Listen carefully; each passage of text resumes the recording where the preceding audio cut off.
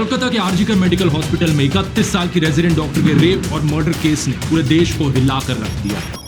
शरीर में कोई कपड़ा नहीं था, पैर दोनों राइट एंगल में मिला गया। बंगाल में जहां महिलाओं को देवी का रूप माना जाता है, वहां एक महिला डॉक्टर के साथ जो हुआ वो सुनकर you will be shocked. Dead inside a government-run medical college and hospital's seminar hall in Kolkata.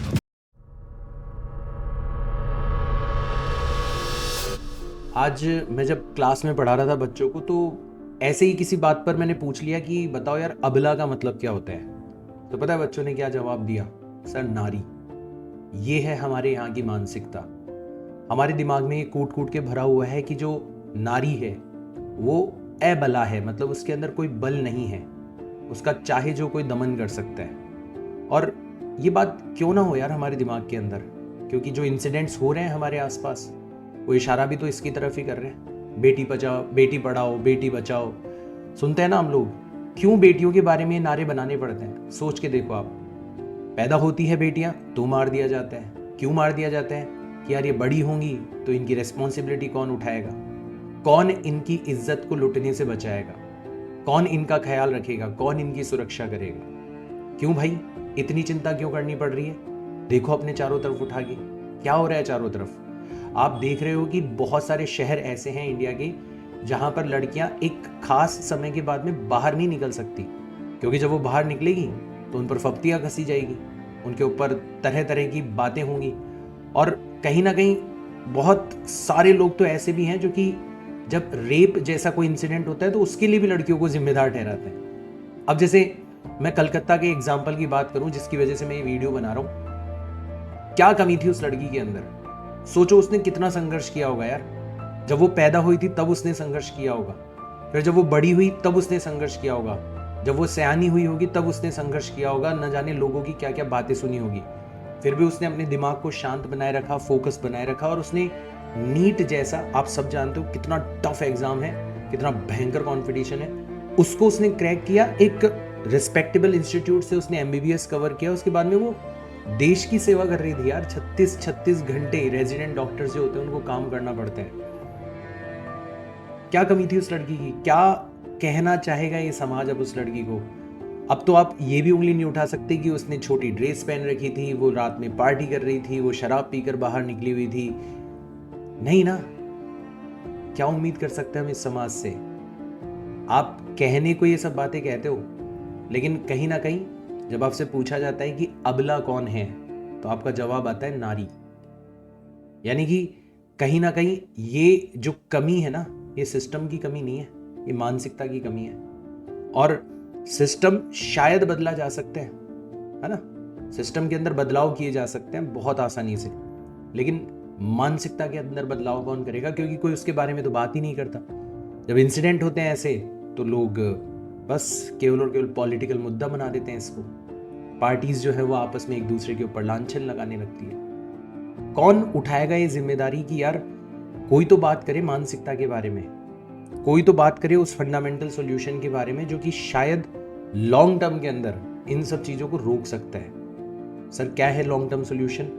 तो यार लॉन्ग टर्म सॉल्यूशन यही है कि हम जो शिक्षक है ना, जो उस वल्नरेबल एज के अंदर बच्चों से मुखातिब होते हैं, बच्चों से रूबरू होते हैं, उस समय पर हम बच्चों को बताएं, सिखाएं बच्चों को कि कैसे एक दूसरे इंसान की इज्जत करी जाती है, कैसे एक दूसरे इंसान के ख्याल के इमोशंस का ख्याल रखा जाता है। अगर हम संवेदनशील बनाने के अंदर मदद नहीं कर सकते ना हमारे इस समाज की नौजवान पीढ़ी को, तो हमारा शिक्षक होना व्यर्थ है। मैं तुम्हें फिजिक्स सिखा सकता हूँ, मैं तुम्हें फिजिक्स के फॉर्मूले सिखा सकता हूँ, मैं तुम्हें सवाल करना सिखा सकता हूँ, मैं तुम्हें नीट के अंदर सेलेक्ट करवा सकता हूँ, मैं तुम्हें पहुँचा दूंगा वहाँ पर मेडिकल कॉलेज के अंदर। लेकिन फिर वहाँ पर मेडिकल कॉलेज में जाओगे तो क्या होगा? मानसिकता की कमी तो बनी रहेगी ना।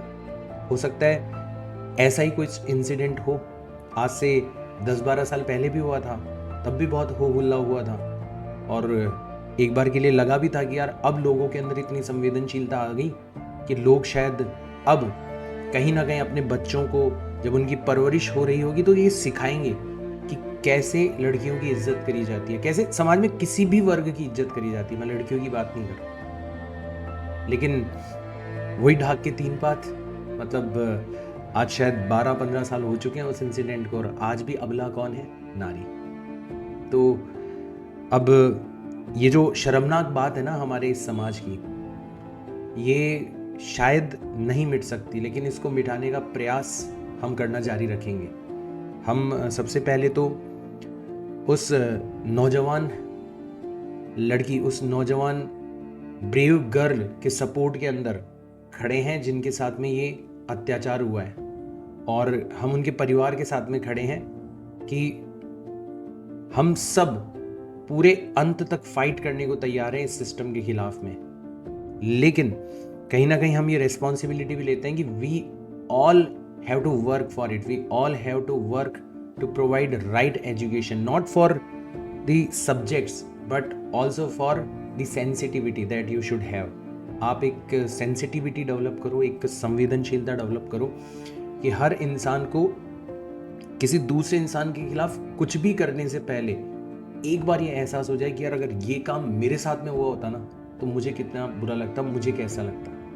अगर जो रेपिस्ट है वो एक सेकंड के लिए भी ये सोच जाए ना कि यार जो मैं करने वाला हूँ इस लड़की के साथ में, अगर ऐसा कोई घिनौना काम मेरे साथ में करे, मेरे शरीर के साथ में खिलवाड़ करे, तो मुझे कैसा लगेगा।